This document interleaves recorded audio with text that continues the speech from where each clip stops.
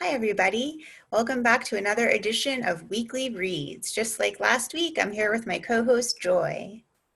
Hi, Devon. Thank you for having me, and it's so good to be back.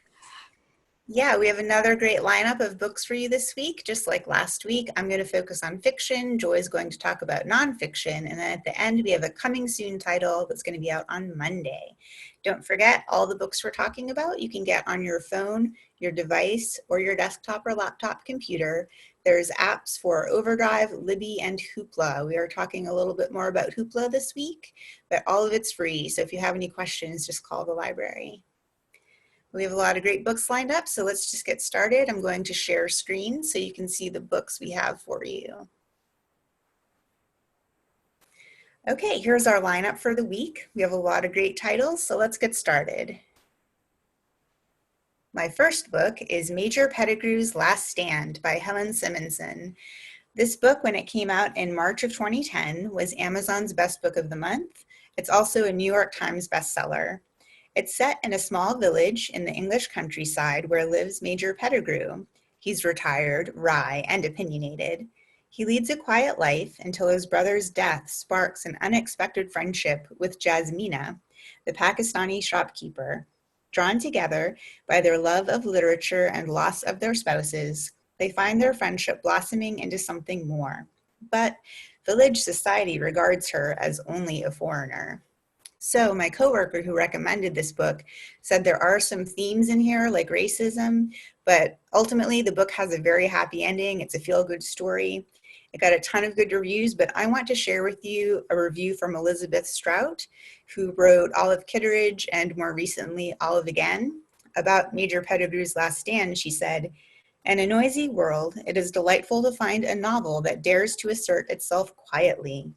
This modern-day story of love takes everyone, grown children, villagers, and the main characters by surprise, as real love stories tend to do." So I think that just feels like it's going to be a good story. If you're looking for something a little light, this is probably a good choice for you. And now here's Joy's title. Well, Devon, just want to say that I really like Elizabeth Strout, so her recommendation means something to me. Thank you. Thank you.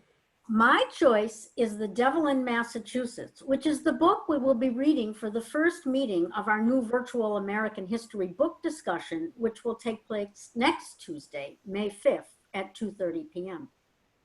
Short notice, of course, but you may already be familiar with the story. In 1692, several young girls in what was then Salem Village began to exhibit behaviors that confounded and terrified their elders. The cause? Witchcraft, said the experts called in for consultation. Accusations flew, and before it was over, hundreds of women and men from all walks of life had been imprisoned and 20 executed, most by hanging on Gallows Hill. The community was torn apart. This brief episode in American history has fascinated the public for years, generating reams of scholarly work, popular fiction, children's books, and drama. The Devil in Massachusetts, though no longer a modern inquiry, having been published in 1949, is still one of the best. Starkey's account is vivid and compelling.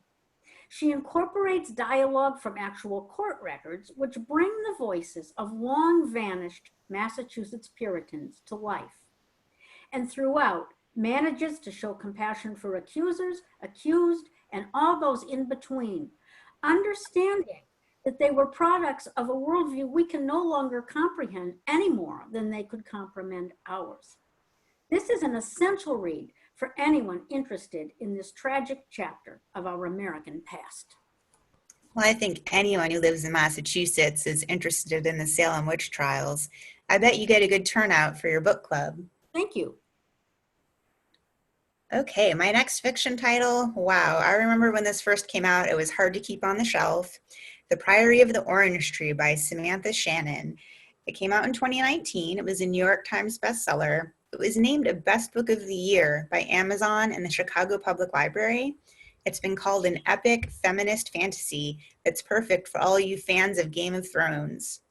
About the story, the House of Berethnet has ruled Innis for 1,000 years. Still unwed, Queen Sabran IX must conceive a daughter to protect her realm, but assassins are getting closer to her door. Ede is an outsider who has risen to the position of lady-in-waiting. She is loyal to a society of mages and keeps an eye on Sabran, secretly protecting her with forbidden magic.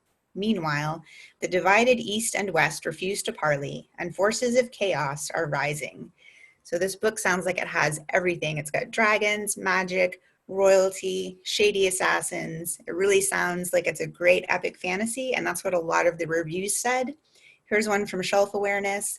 Shannon's saga has enough detailed world building, breathtaking action, and sweeping romance to remind epic fantasy readers of why they love the genre in the first place.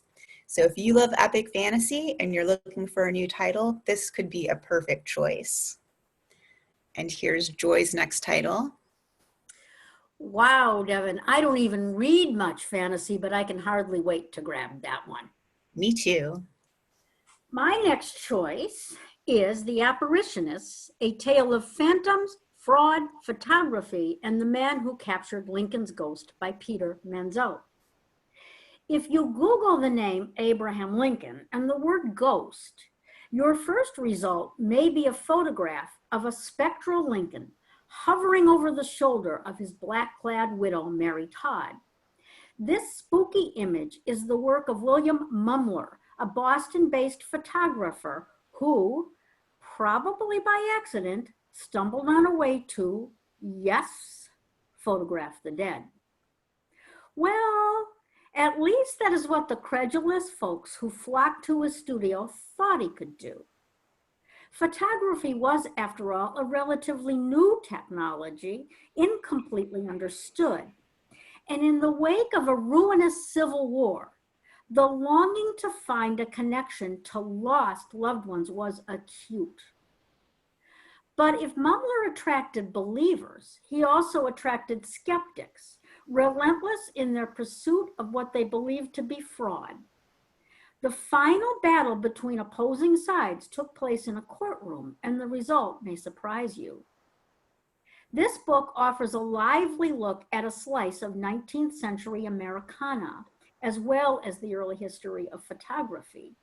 P.T. Barnum, Samuel F.B. Morse, Matthew Brady, and yes, Abraham Lincoln all make appearances, whether in the flesh or in spirit only.